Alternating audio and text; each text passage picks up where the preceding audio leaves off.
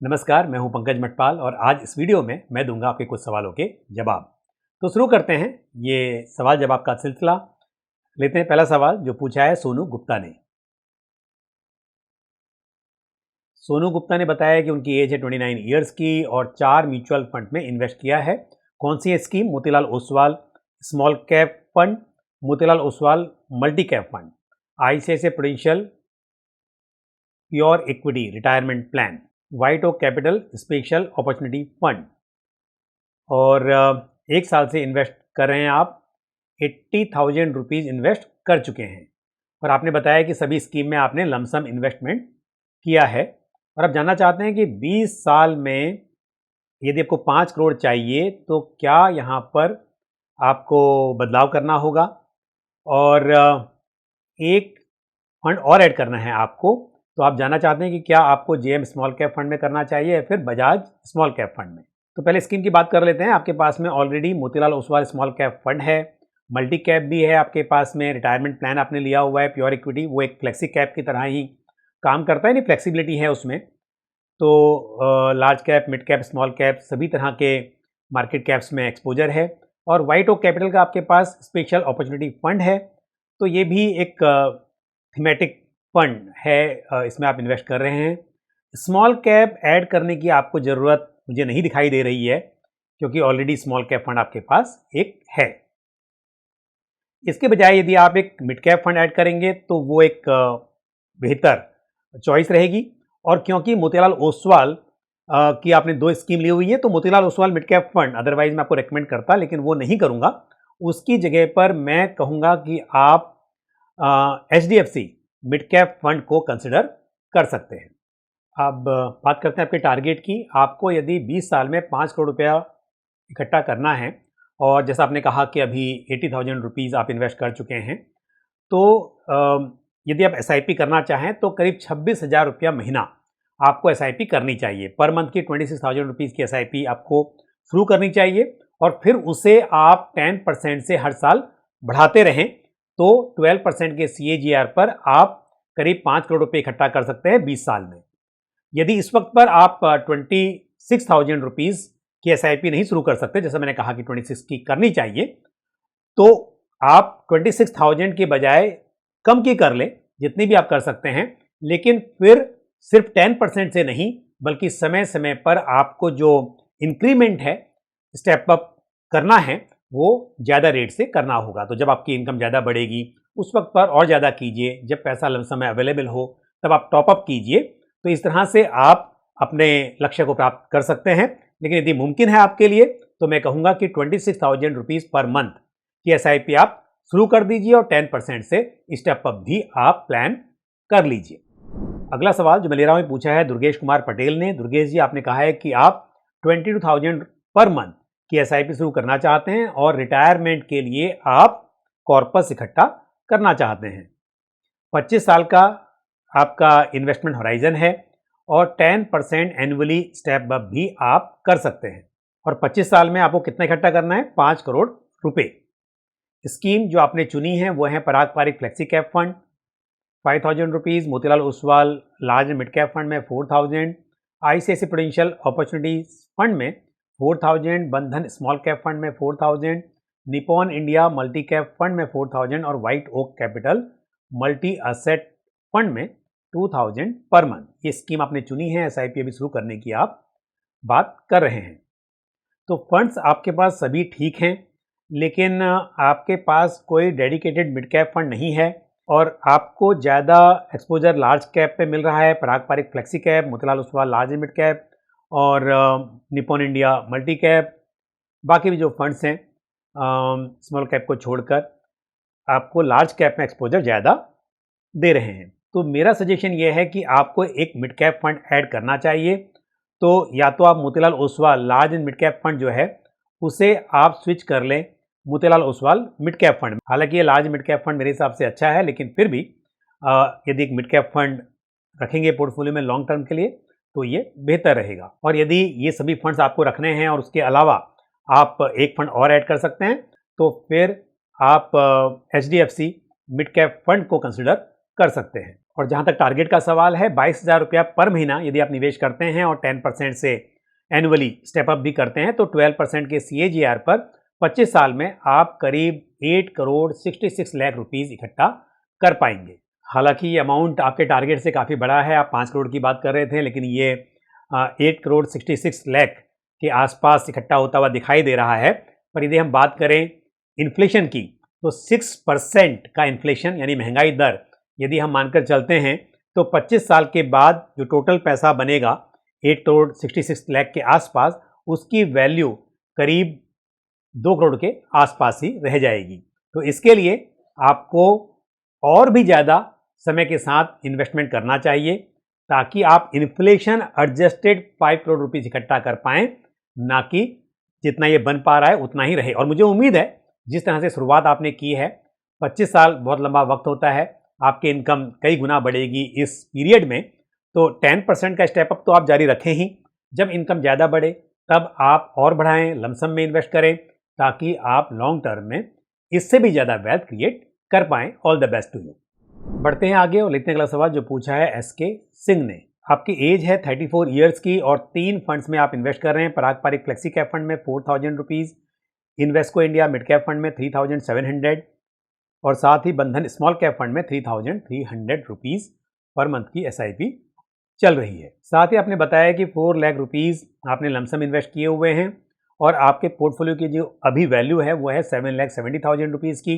2 साल हो चुके हैं और 17 ईयर्स का आपका इन्वेस्टमेंट होराइजन है। अब ये 17 ईयर्स जो है वो जब से शुरू किया था तब से आप बोल रहे हैं या फिर अब से आगे 17 ईयर्स है, वो मुझे नहीं समझा, लेकिन मैं मान के चलता हूँ कि अगले 17 ईयर्स में आपको जो गोल है उसे अचीव करना है। तो 11,000 रुपये की SIP, 7,70,000 रुपीज़ का अभी प्रेजेंट कॉर्पस और 12% के CAGR पर कैलकुलेट करते हैं यदि, तो 17 ईयर्स में आप करीब 1 करोड़ 21 लाख 51 हज़ार के आसपास रकम पा सकते हैं। लेकिन ये वहीं यदि आप 10% से स्टेप अप करेंगे, हर साल अपनी SIP को 10% से बढ़ाते रहेंगे, तो अब से 17 ईयर्स के बाद करीब 1 करोड़ 80 लाख रुपए आप इकट्ठा कर पाएंगे। तो आपने बताया नहीं कि आपका गोल क्या है, कितना अमाउंट आप इकट्ठा करना चाहते हैं, लेकिन यदि आप इसे और बढ़ा सकते हैं, स्टेप अप तो करना ही है आपको, पर यदि इस वक्त 11,000 को बढ़ाकर थोड़ा और अधिक कर लेते हैं तो और भी अच्छा रहेगा। और अपना गोल तय कीजिए कि 17 ईयर्स के बाद कितनी रकम आपको चाहिए, ताकि आप समय समय पर ट्रैक कर सकें कि आप सही रास्ते में हैं या नहीं, यानी कि आपको कुछ और अमाउंट ऐड करने की ज़रूरत है या फिर जितना आप कर रहे हैं उससे आपका गोल अचीव हो जाएगा। यदि हम बात करें स्कीम्स की, तो आपके पास पराग पारिक फ्लेक्सी कैप फंड है, वो भी अच्छा है। मिड कैप फंड जो है इन्वेस्को का वो भी ठीक है और बंधन स्मॉल कैप फंड भी अच्छा है और आपको लार्ज कैप का एक्सपोजर भी मिल रहा है, मिड कैप स्मॉल कैप तो है ही। तो मेरे हिसाब से तीनों स्कीम अच्छी हैं, कोई बदलाव की ज़रूरत नहीं है। इन्हीं फंड्स के साथ आप आगे बढ़ते रहिए, इन्हीं में आप टॉपअप भी कर सकते हैं। All the best to you. अगला सवाल जो मैं ले रहा हूँ ये पूछा है अंकित यादव ने। अंकित जी, आपने कुछ स्कीम में इन्वेस्ट किया हुआ है। Parag Parikh flexi cap fund में 1,200 इसमें आपने SIP की होगी। ICICI प्रूडेंशियल सेंसेक्स फंड में आपने किया हुआ है, index fund 22,000 rupees lump sum invest किए हुए हैं और साथ ही ICICI Prudential large and mid cap fund में भी 22,000 रुपीज़ लमसम में आपने इन्वेस्ट किए हैं। SBI कॉन्ट्रा फंड में 800, HDFC फ्लेक्सी कैप फंड में 1,100, कोटक इमर्जिंग इक्विटी जो कि अभी कोटक मिड कैप फंड बन गया है, नाम चेंज हो गया है, उसमें भी 800 rupees, Kotak equity opportunity fund में 700, Nippon India multi cap fund में 800, ICICI prudential small cap fund में 650 rupees, Tata small cap fund में 700, Mirae Asset large cap fund में 600 रुपीज़। इस तरह से आप SIP कर रहे हैं। उम्र है आपकी 28 साल की और 20 साल का आपका इन्वेस्टमेंट होराइजन है। आपने पूछा है कि क्या कुछ फंड्स में SIP आपको रोकनी चाहिए और जो लमसम अमाउंट है क्या उसे भी आपको स्विच करना चाहिए। तो बिल्कुल आपको SIP कम करनी चाहिए, क्योंकि 600 रुपये 800 रुपये की SIP के बजाय यदि आप 4 स्कीम रखें, उनमें थोड़े बड़े अमाउंट की SIP करें तो वो बेहतर रहेगा मेरे हिसाब से। तो आपने एक लार्ज कैप फंड में लमसम किया है, साथ ही लार्ज मिड कैप फंड में भी लमसम किया हुआ है, तो 7,350 की SIP को आप इसे डिवाइड कीजिए कि आप पारंपरिक फ्लेक्सी कैप फंड में 2,000 कर दीजिए 1200 से बढ़ाकर, और साथ ही कोटक मिड कैप फंड उसमें भी आप 2,000 रुपीज़ की SIP कर लीजिए। SBI कॉन्ट्रा फंड आपके पास है, उसमें भी आप 2,000 रुपीज़ की SIP कर लीजिए, तो ये 6,000 रुपीज़ हो जाएगा, और बाकी का जो बचा 1,350 उसे आप एक स्मॉल कैप फंड में इन्वेस्ट कर सकते हैं। तो ICICI prudential small cap fund या टाटा स्मॉल कैप फंड में से एक फंड आप अपने पोर्टफोलियो में रखिए, दोनों को मत रखिए। बाकी फंड्स में आप SIP रोक सकते हैं, और जब आपको अमाउंट बढ़ाना होगा तो इन्हीं स्कीम में टॉपअप किया जा सकता है। और क्योंकि आपने टारगेट दिया हुआ है 20 साल का, तो यदि हम कैलकुलेट करते हैं 12% के CAGR पर, तो 44,000 रुपीज़ जो अभी आपके पास में है, जो वैल्यू है आपके इन्वेस्टमेंट की या इन्वेस्टमेंट किया हुआ है आपने, ये मानकर चलते हैं कि उसकी वैल्यू भी इतनी ही है, और 7,350 रुपीज़ की आप SIP कर रहे हैं, तो 20 साल में टोटल आप करीब 71,85,000 तो 72 लाख के आसपास इकट्ठा कर पाएंगे। वहीं यदि आप 10% से स्टेप अप करते हैं, हर साल अपनी SIP को 10% से बढ़ाते रहेंगे, तो आप 20 ईयर्स में 1,41,00,000 रुपया इकट्ठा कर पाएंगे लगभग। तो आप बिल्कुल स्टेप अप कीजिए, और हो सके समय के साथ में तो निवेश को और बढ़ाते रहिए, ताकि आप लंबी अवधि में बड़ा अमाउंट इकट्ठा कर पाएँ, और स्कीम में या पोर्टफोलियो में जो बदलाव करने हैं उस पर मेरी राय मैंने आपको दे दी है। अब अगला सवाल जो मैं ले रहा हूँ ये पूछा है मोनू प्रसाद ने। मोनू जी, आपने बताया है कि आपने निवेश किया हुआ है ICICI prudential blue chip fund में, इसका भी नाम बदल गया है और स्कीम का नाम अब हो गया है ICICI Prudential large cap fund. Actually सभी स्कीम जिनके नाम में blue chip, emerging blue chip इस तरह से था, उसे बदलकर बहुत सिंपल कर दिया है। लार्ज कैप फंड में लार्ज कैप, और यदि स्मॉल कैप है तो स्मॉल कैप, अगर वो मिड कैप फंड है तो नाम में मिड कैप रहेगा। वहीं यदि वो large and mid cap category है, तो जैसे emerging equity, emerging blue chip या इस तरह के जो नाम थे, वो सब बदलकर बहुत सिंपल कर दिया गया है। तो चाहे आप बात करें ICICI प्रूडेंशियल की, SBI, कोटक और निपॉन, एक्सिस, तो यहाँ पर सभी स्कीम के नाम बहुत सिंपल कर दिए हैं, तो अब आपको कन्फ्यूजन नहीं रहेगा। क्योंकि कहीं पर ऐसा था कि लार्ज कैप को ब्लू चिप फंड कहा जाता था, और कहीं पर उसे लार्ज कैप फंड कहा जाता था। तो कन्फ्यूजन कब होता था, जब हम कभी देखते थे कि इमर्जिंग ब्लू चिप, तो कुछ इन्वेस्टर्स इस बात को नहीं समझ पाते थे कि इमर्जिंग ब्लू चिप जो है वो शायद मिड कैप है, और जो ब्लू चिप है वो लार्ज कैप है। तो इसके लिए अब सिंपल है, लार्ज कैप फंड है तो लार्ज कैप फंड नाम में होगा, और मिड कैप है तो फंड के नाम में मिड कैप लगा होगा। तो चलिए, जो मैं बात कर रहा था कि आपके पास ICICI Prudential large cap fund है, उसमें 1,100 की SIP है। ICICI prudential India opportunity fund में 3,000 की SIP चल रही है। SBI गिल्ट फंड में भी आपने SIP की है, और उसमें 1,000 रुपये की आप SIP कर रहे हैं। और अब आप कह रहे हैं कि आप कुछ और फंड में भी निवेश करना चाहते हैं। साथ ही आपने कहा है कि आपका आपके पापा के साथ में ज्वाइंट अकाउंट है, यानी कि एक फंड में आप ज्वाइंट इन्वेस्टर हैं और पैसा आप ही इन्वेस्ट कर रहे हैं। वो है PGIM India mid cap fund, जिसमें 3,000 रुपीज़ की SIP हो रही है। साथ में Nippon India small cap fund में 1,000, टाटा स्मॉल कैप फंड में 1,000, और एक है ICICI prudential blue chip fund, यानी कि ICICI Prudential large cap fund.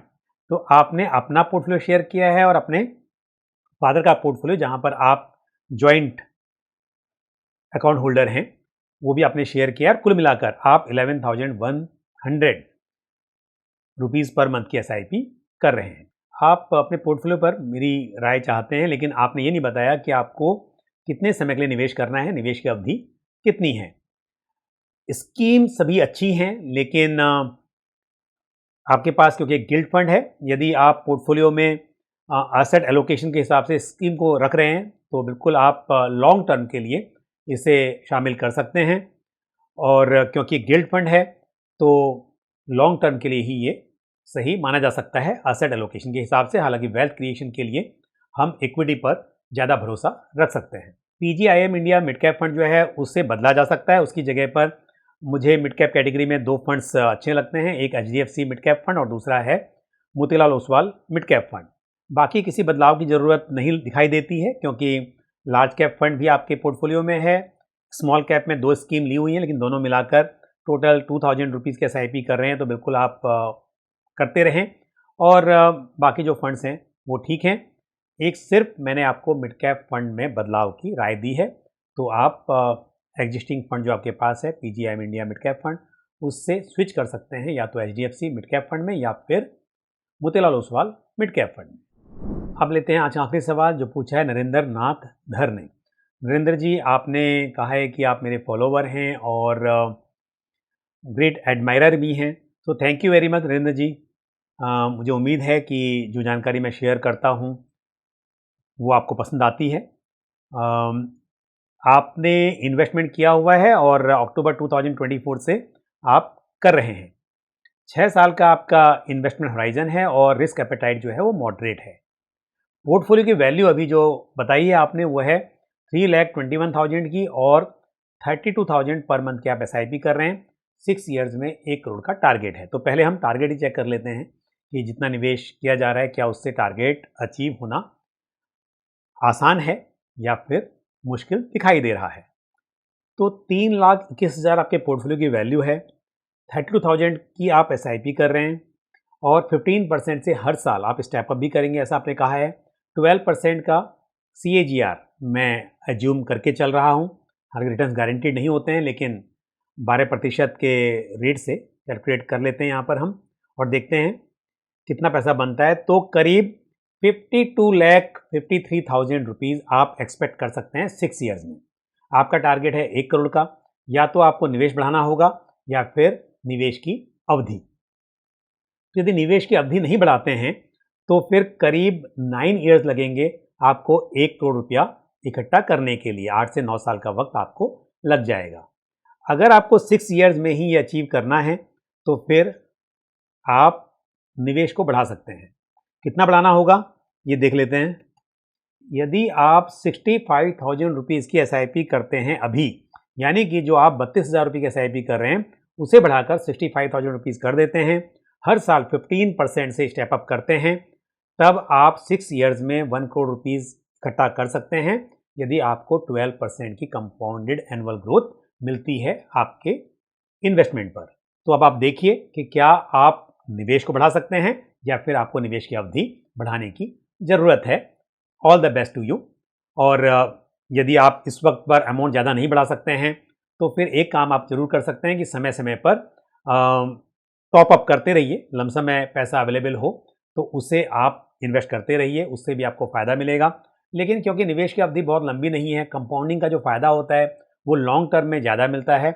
इसके लिए मेरे हिसाब से यदि मुमकिन है कि जो गोल आप लेकर चल रहे हैं उसे आप थोड़ा आगे बढ़ा सकते हैं, तो इससे आपको अपना गोल अचीव करने में आसानी हो सकती है। और यदि बात की जाए स्कीम्स की तो आपके पास ICICI Prudential large cap fund है, ICICI Prudential large and mid cap fund भी है, Parag Parikh flexi cap fund है, HDFC फ्लेक्सी कैप फंड है, Nippon India multi cap fund है, Motilal Oswal mid cap fund है, HDFC बैलेंस एडवांटेज फंड है, ICICI Prudential equity and debt fund है, Quant multi asset allocation fund भी आपके पास में है।